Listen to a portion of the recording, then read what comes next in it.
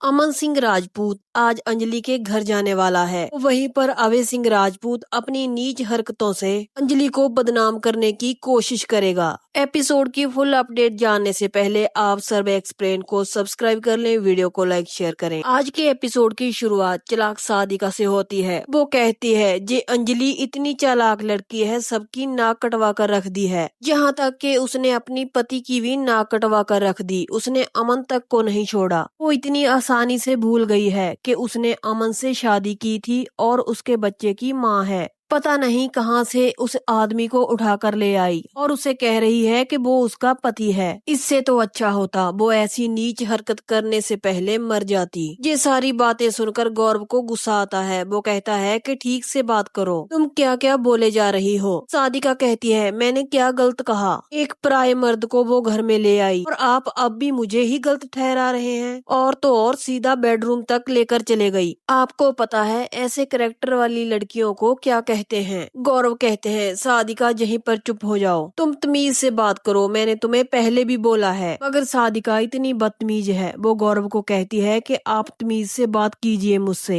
मैं इस घर की बहू हूँ। तभी निवेदिता गौरव को कहती है आप इन सब बातों में दिमाग क्यों लगा रहे हो, पहली बार मुझे लग रहा है कि सादिका ठीक बोल रही है। गौरव कहते हैं निवेदिता तुम ये क्या बोल रही हो। निवेदिता कहती है कि हम सबको पता है कि अमन हमारा इस दुनिया में नहीं है, तो फिर वो नाटक क्यों कर रही है। अगर उसे शादी करनी है तो करे। वो एक पराये मर्द को उठाकर ले आई, हमें क्या पता वो कौन है, परिचय क्या है उसका। गौरव कहते हैं कि वो बार बार बोल रहे हैं कि वो अमन सिंह राजपूत है। भजन सिंह कहता है वो झूठ बोल रहे हैं, मतलब मरा हुआ आदमी फिर से जिंदा हो गया। इस अंजलि बस्ती से अकेले रहा नहीं जा रहा, अगर शादी करनी है तो दूल्हा तो ढूंढना ही पड़ेगा। परिवार के सभी लोगों में बहस छिड़ जाती है। सादिका अंजलि के बारे में फिर से भला बुरा बोलने लग जाती है। गौरव उसे रोकते हैं तो निवेदिता कहती है अब चलाइए मत, वो कुछ गलत नहीं बोल रही। निवेदिता का भी अंजलि से यकीन उठ जाता है। वो कहती है मुझे तो लगता है कहीं उसने चुपके से शादी तो नहीं कर ली। सानिया कहती है ये तो मैं सोच भी नहीं सकती, अगर अंजलि भाभी ने चुपके से शादी कर ली तो। निवेदिता कहती है कि ऐसा हो भी सकता है, अगर हम उससे कोई सवाल करते हैं तो ठीक से जवाब भी नहीं दे रही। सादिका कहती है एक मिनट रुकिए, इसको सबक तो सिखाना ही पड़ेगा। वो अंजलि को फोन लगाती है और कहती है क्या शादी की तारीख पक्की हो गई। अंजलि कहती है कि आपके कहने का क्या मतलब है। सादिका कहती है क्यों, लड़का तो तुम्हारे पास रेडी है, जिसे सजाकर अमन सिंह राजपूत बनाकर यहाँ पर लेकर आई थी, कर लो शादी। वैसे कब से तुम्हारा ये प्यार चल रहा है, कब से उससे शुभ शुभ कर मिल रही हो। तुम्हें तो अंजलि डूब कर मर जाना चाहिए। एक काम करो, एक भारी पत्थर अपने गले में बांध लो और डूब मरो नदी में। अंजलि सादिका को कहती है कि आप मेरा अपमान कर रही हैं। सादिका कहती है पूरे खानदान की नाक कटवा कर मुझे मान अपमान का पाठ पढ़ा रही हो तुम। तुम्हारी एक बेटी है, दामाद है, सबसे बड़ी बात तुम्हारी उम्र हो गई है, इस उम्र में तुम्हें शादी करनी है। बंद करो ये सब खेल, वरना इसमें तुम ही नहीं जलोगी, पूरा राजपूत खानदान जल जाएगा। गौरव रोकने की कोशिश करते हैं मगर निवेदिता उसे बोलने नहीं देती। सानिया भी कहती है कि मैं पहली बार सादिका चाची का सपोर्ट कर रही हूँ। उस लड़के को अमन बनाकर उसे जहाँ लाकर ठीक नहीं किया। अंजलि भाभी से मुझे ये उम्मीद नहीं थी। सादिका अंजलि से कहती है तुम्हें दे रहा है ना सुनाई, अरे अगर तुम्हें इतनी ही आग लगी थी तो कर लेती शादी अबे से, उसमें क्या कमी थी। कट्टा कट्टा जवान है, प्यार भी तो तुमसे करता था। ये सब सुनकर अंजलि की बर्दाश्त की हद खत्म हो रही थी। वो कहती है अगर मैं आपके सामने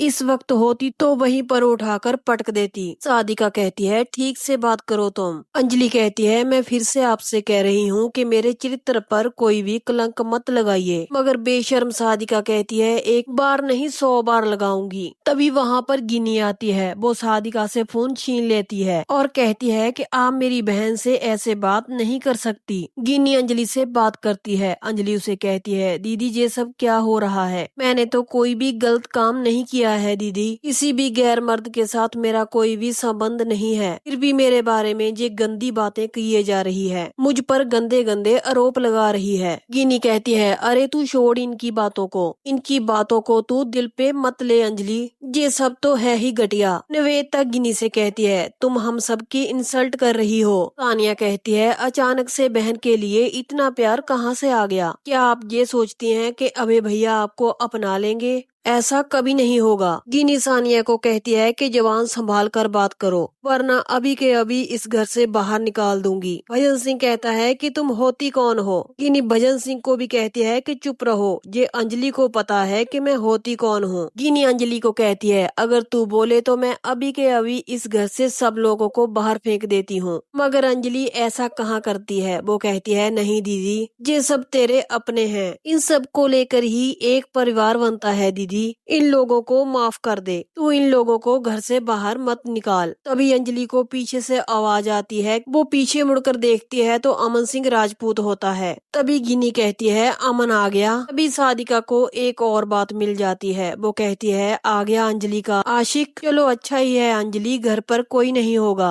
अब तुम दोनों मना लो रंगरलियां। सादिका कहती है कितनी घटिया हो तुम, मैं तो सोच भी नहीं सकती कि जब कोई घर पर ना हो तुम उसे बुला सकती हो।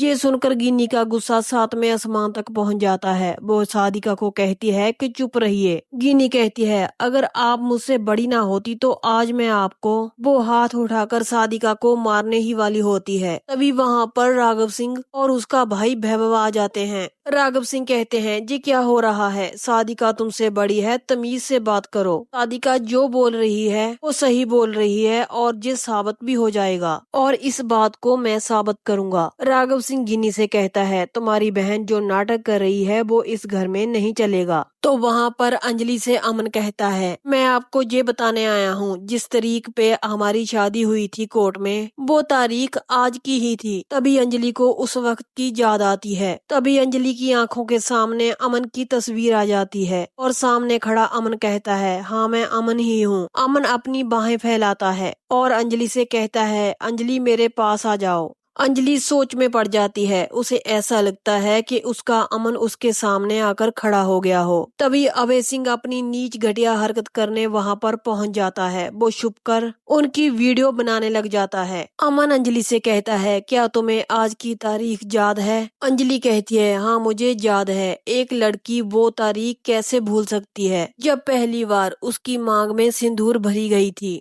एक कुंवारी लड़की को जब नारी होने का एहसास होता है वो ऐसे पल को कैसे भूल सकती है। अमन कहता है तो फिर इतनी दुविधाएं क्यों हैं, इतनी दूरियां क्यों हैं। अमन कहता है तुम्हें याद है मैं कार ड्राइव कर रहा था और तुम मेरे पास बैठी थी। तभी अमन को वो हादसा याद आता है। वो अंजलि को कहता है कि मेरे पास आ जाओ। अंजलि धीरे धीरे अमन की ओर बढ़ने लग जाती है। अमन के साथ बिताए हुए पलों को याद करती है। वो बिल्कुल अमन के पास जाकर खड़ी हो जाती है। तभी अभय सिंह उनकी वीडियो बना रहा होता है। वो वीडियो बनाने के बाद सोचता है और कहता है कि अब देखता हूँ तुम्हें मेरे पास आने से कौन रोकता है। ये वीडियो तुम्हारी पूरी तरह जिंदगी बर्बाद कर देगी। मेरे अलावा तुम्हें कोई और नहीं छू सकता। तुम मेरी थी, मेरी हो और मेरी ही रहोगी। तभी पीछे से पद्मा आ जाती है। वो अभय सिंह को देख लेती है। वो कहती है कि भैया आप जहाँ पर। अभय उसका कोई जवाब नहीं देता और वहाँ से भाग जाता है। अंजलि अमन के गले लग जाती है। तभी वो अमन की तस्वीर की ओर देखती है और अपने ख्वाबों ख्यालों से बाहर आ जाती है। अमन को धक्का देती है और कहती है कि चले जाइए आप जहाँ से, वो है मेरे पति, वो मर चुके हैं और मैं उनकी विधवा हूँ। मैं अपने पति की यादों के साथ पूरी जिंदगी बिताना चाहती हूँ, आप जहाँ से चले जाइए। अमन कहता है अंजलि मेरी बात तो सुनो। मगर अंजलि कुछ नहीं सुनती और जोरदार चांटा टिका देती है।